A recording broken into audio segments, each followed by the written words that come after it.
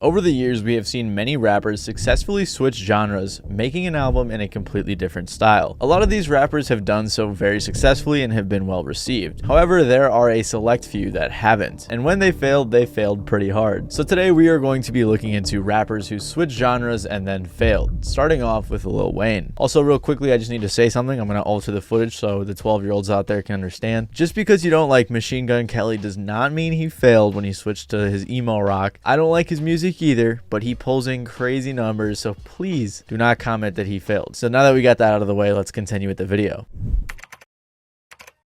The year is 2009, and Lil Wayne had just recently released his iconic album, The Carter 3. He was a decade and 5 studio albums into his career and had already seen a ton of success. Wayne had released tons of mixtapes and sold millions of copies of his albums. He was actually putting out so much music that people criticized him, with 50 Cent saying, "A whore sleeps with whoever will pay him, so we gotta call him a whore if he'll just go with whoever pay him to be on their records." Regardless, by the time he released The Carter 3, he was a pretty big deal. But after he released it, he rose to new levels. The Carter 3 was heavily anticipated, especially because of the success of its predecessors, and it was also highly anticipated because one of Wayne's DJs actually leaked a lot of the original songs, leading Wayne to just release them on an EP called The Leak and remake a lot of the songs for The Carter 3. The leaks the fans heard and all of the drama surrounding the album just helped build hype for the project. So when The Carter 3 released in 2008, it was extremely successful, selling over 1 million copies in its first week. In the first day alone, he sold 432,000 copies. The album won 3 Grammys, 1 for Best Rap Album, 1 for Best Rap Performance, and 1 for Best Rap Song. Critics loved the album as well, with Rolling Stone putting it on their 500 Greatest Albums of All Time list, and Billboard putting it on their Top 200 Albums of the Decade list. By 2020, The Carter 3 was certified 6 times platinum. Lil Wayne was on top of the world, with a lot of people considering him the greatest rapper at the time. So I'm sure you can imagine how much of a surprise it was for people when, after rapping his ass off for almost a decade and releasing one of the most successful albums of the 2000s, Lil Wayne followed up with a rock album. Producers Cool and Dre said that following the more experimental song Phone Home on The Carter 3,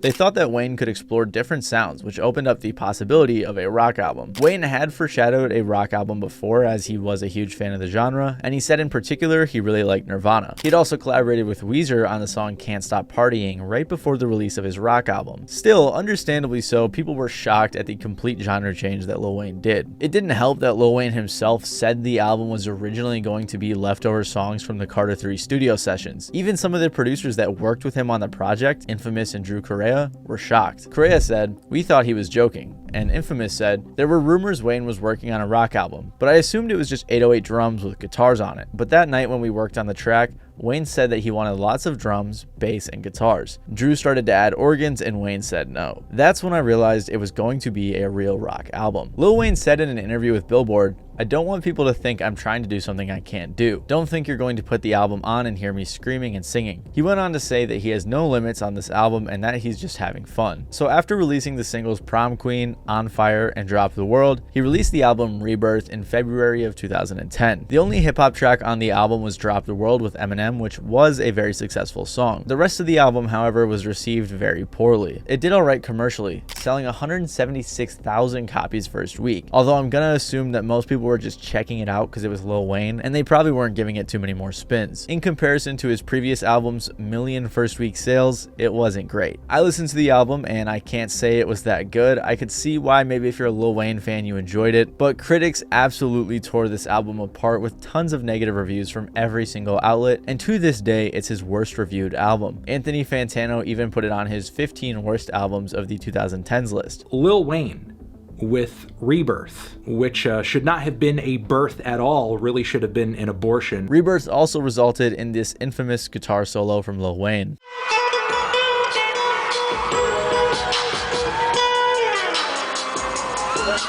The guitar solo wasn't great, with one of the top comments being, "I come back here when I feel like quitting the guitar." And although this album was received very poorly and most people didn't really enjoy it, he bounced back almost immediately the next year when he released The Carter 4, selling nearly 1 million copies first week. So it's clear that after Rebirth was sandwiched in between 2 albums from his The Carter series, that Lil Wayne's attempt at rock and roll wasn't too successful. However, on the flip side, even though this album wasn't very successful, a lot of people argue that it did open doors for many artists to come. It's no secret that Lil Wayne is a huge influence to rappers nowadays, with popular artists like Lil Uzi Vert, who just ventured into rock on their latest album, saying that Lil Wayne is one of their biggest influences. I learned Lil Wayne. I wanted to be Lil Wayne. I would talk when I was younger. Girls would say I look like Lil Wayne, so I would run with that. Another artist that was influenced by Wayne was Trippie Redd. So just because Rebirth didn't go over so well, Wayne has inspired an entire generation of rappers who want to experiment with other genres. This is actually the argument that Complex made recently to suggest that Rebirth was a good album, although I think most people would disagree with that. And even though Rebirth didn't go over so well, Lil Wayne said himself he was just having fun, and that's all that matters at the end of the day. In 2019, Logic released his book Supermarket, which actually made him the first rapper to have a New York Times #1 best-selling book. But the issue wasn't that he dove into the genre of literature, it was the accompanying soundtrack that dove into the genres of rock and pop. In 2019, Logic wasn't in the best spot of his career. He had been under a lot of scrutiny and was going to be under even more following his next 2 projects. Logic has always been scrutinized in the rap game for his biracialness and how often he would pull inspiration from his influences. However, he still did have some talent and made some pretty good albums like Under Pressure, The Incredible True Story, and others. Logic made himself much more easy to hate after releasing the album Everybody in 2017, which contained tons of lines about his biracialness and just plenty of other corny stuff. Before releasing the album, Logic said, "It's about me being black and white, seeing light from 2 different sides." It was his most successful album and gave him his biggest song to date, 1-800, a song about mental illness. But this song was also subject to much criticism for being bland despite having a good message. On top of that, many people viewed it as corny, which didn't help Logic's image. Then in 2018, after tons of people were making fun of Logic for how often he brings up being biracial, he finally snapped on the remix of Royce da 5'9's song Caterpillar. Halfway through his verse, all of which he just spent rapping about how he wants to be a good person and promote equality, he kind of just stops rapping and starts talking. It's so great being a white rapper. White, everything. Honestly, I feel pretty bad for Royce when Logic turned this in, because if he put it on the song, he probably didn't want to be mean and say, no, this isn't good, but it just had to have been so awkward. So Royce released it, and it was terrible, and it became a huge meme. On top of that track, Logic released 2 more albums that both contain some fairly mediocre lyrics and lackluster music compared to what Logic is capable of. But in 2019, Logic would make it 1,000,000 times easier to hate on him. Like I said, Logic released his book Supermarket in early 2019, and it was accompanied with a rock/pop soundtrack. The book, from what I've seen online, was alright, but the soundtrack wasn't great. To be very real with you guys, I personally didn't mind this project all that much, but critics tore Logic a new one in their reviews. As Paige Stern from WRBB Radio says, the musician's work, which is usually considered rap, takes a complete 180 as he turns over to producing post-1960s boy band love song sounds. To get an idea of the sound, he had production on 2 tracks from Mac DeMarco and explored pop rock and synth rock and all sorts of other sounds. A lot of critics said Logic couldn't sing, and they also critique how he seemingly copies artists like Mac DeMarco, Red Hot Chili Peppers, and does a lame Tribe Called Quest interpolation and a Just a Friend interpolation. On top of that, the lyrical content wasn't great. It follows this story of some guy who's in love with this girl who works at a supermarket, and it comes off pretty weird. Like on the title track where he says, "I'm a weirdo, I'm a freak, I wish I could watch you when you sleep. I knew you before you knew me, holy shit, I am a creep.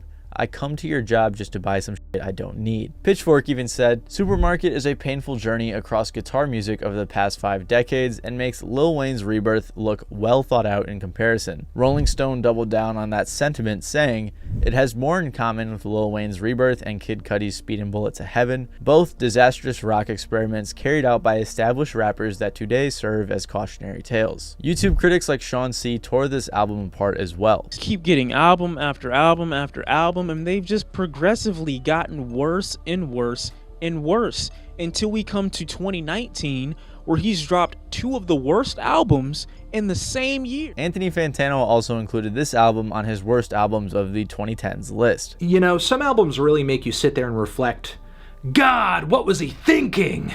Just like this one. God, what was he thinking? Supermarket peaked at number 56 on the Billboard 200 and sold about 12,000 copies first week, which is pretty poor in comparison to his previous album, Young Sinatra 4, which debuted at 2 on the Billboard charts and sold 122,000 copies first week. To be entirely fair to Logic, it was a soundtrack that was accompanying his book, so it wasn't promoted as much as a regular album would be. Following Supermarket, Logic continued to dig a deeper hole for himself in his career, especially with the release of the album Confessions of a Dangerous subconscious mind that same year. It was regarded as one of Logic's worst albums, if not his worst. I'm pretty sure that and Supermarket are neck and neck for that title. Even with all of that hate that Confessions garnered, it still sold 80,000 copies first week, which is about 7 times more than what Supermarket sold. So it's pretty obvious that Logic's venture into rock music wasn't too successful.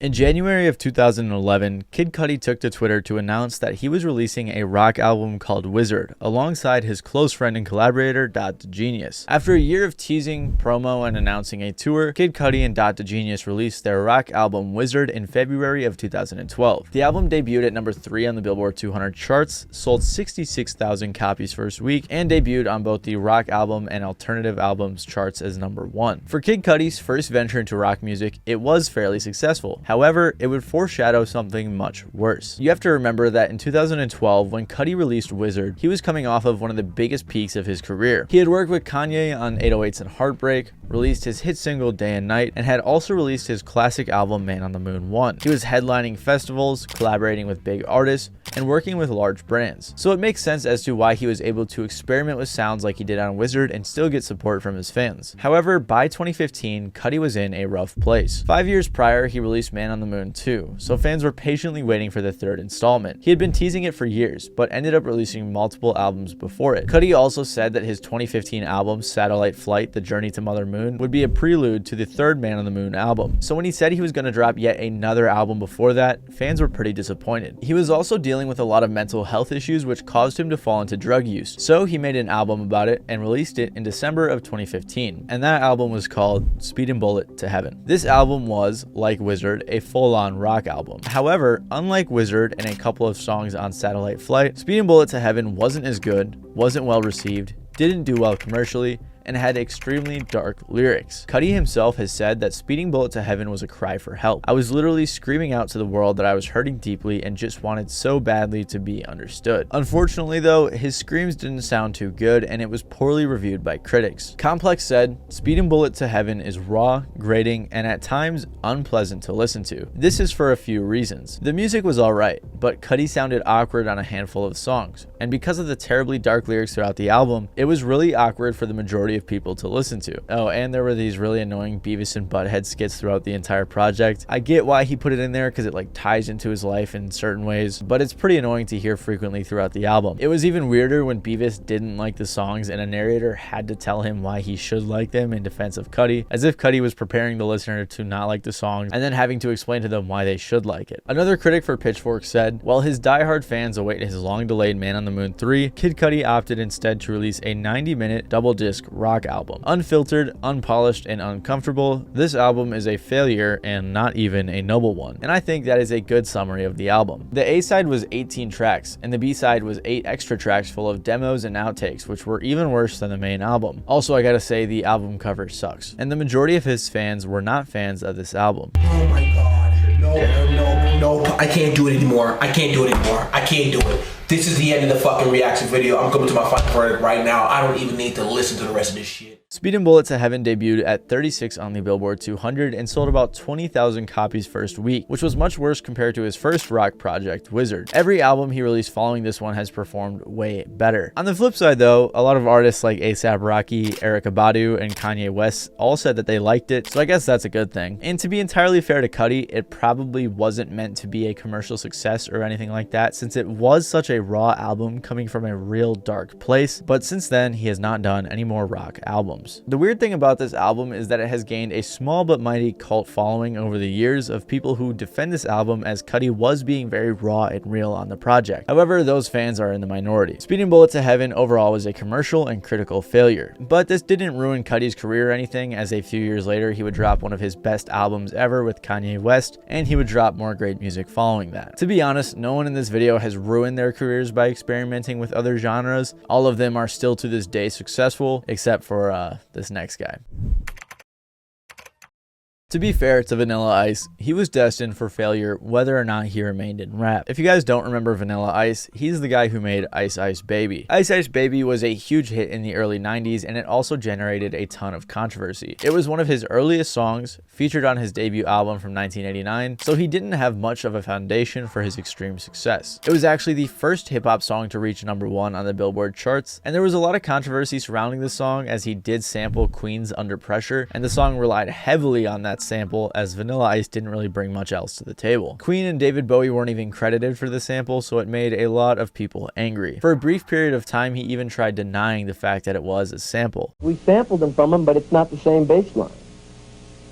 Like it goes ding ding ding diggy ding ding, ding ding ding diggy ding ding, ding ding ding. That's the way theirs goes. Ours goes ding ding ding diggy ding ding. Ding, ding, ding, ding, ding, ding. However, it was catchy and commercially appealing, so he did get a lot of attention. Vanilla Ice followed up the success of Ice Ice Baby with his major label debut album, To the Extreme. It became the fastest selling hip-hop album of all time, spent 16 weeks at #1 on the Billboard 200, and sold over 10 million copies. Vanilla Ice's success out of the gate was crazy, but there were a lot of underlying issues. A lot of people saw Vanilla Ice as more of a novelty act rather than an actual rapper. Eminem even said that when he first heard Ice Ice Baby, he didn't want to rap anymore. A lot of rap fans also probably felt like he was a fraud as he was seeing all of the success as a mediocre white rapper, likely viewing him as a culture vulture. People grew tired of Vanilla Ice quickly, and plenty of people already didn't like him, so he began to fall off. The next album he released was Mind Blowin', which absolutely flopped compared to his last album. It didn't chart and it only sold 42,000 copies. Vanilla Ice himself even blamed this on the fact that he went too mainstream, doing movies and making poppier songs rather than his more underground style of rap. Regardless, he was in a rough spot. It's possible that Vanilla Ice thought he could find a new fan base in a new genre, so he attempted to make a metal album. He teamed up with the producer Ross Robinson, who had worked with bands like Korn, Slipknot, and Limp Bizkit, and they began working on a metal album. A lot of people were very surprised he was doing this, understandably so. Some people probably weren't aware that he was also a member of the band Pickin' Scabs for a brief period of time, but it didn't work out too well, so he left. Anyways, Vanilla Ice and Ross Robinson kept working and released the album Hard to Swallow in October of 1998. It was influenced by a very dark period in his life that involved heavy drug use, similar to Kid Cudi's Speedin' Bullet to Heaven. Also, like Cudi, he wanted to express himself in a way that he didn't think he couldn't rap, so he made a rock album. I've listened to the album and I don't think it was that great. His vocals were okay on some of the songs and some of the music was solid, but it seemed like no one was interested in even checking out a Vanilla Ice new metal album. The album failed to chart and sold a few more copies than his previous flop, but nothing noteworthy. Critics didn't like the album either, with it landing on a couple worst album of all time lists and on the AV Club's list of the least essential albums of the 90s. The most successful song on this album was Too Cold, which was just a rock remake of his song Ice Ice Baby. After this, he was dropped from his label, didn't work with Robinson again, and the greater metal community stayed away from him. But it wasn't a complete failure. My theory that he wanted a new fan base proved to be true, and it did work a little bit. He was able to go tour and get a slightly different fan base, although it was still pretty small. Vanilla Ice even said, "Now my crowd is the body piercing and tattoo crowd." So to be honest, in my opinion, I don't think that the failure of this album was really because of the quality of the music. I think it was more so just because people didn't care about Vanilla Ice anymore. In 2001, he tried another rap rock album called Bipolar, which again flopped and was mocked by critics. A sales rep for Sony even said that the sales for Bipolar were not bad for Vanilla Ice. The most success that Vanilla Ice has seen after Ice Ice Baby is getting a stand named after him in JoJo's Bizarre Adventure. It's like the third thing that pops up on Google when you type his name in. So like everyone else on this list, the genre switch did not work out for Vanilla Ice in the long run. But yeah, I hope you guys did enjoy this video. If you did, please make sure to leave a like down below. I had to listen to all of these bad albums and they weren't good. So because I put myself through that, I think I deserve a like. Thank you guys for watching. I really appreciate it. Hope you enjoyed and I'll see you guys next time.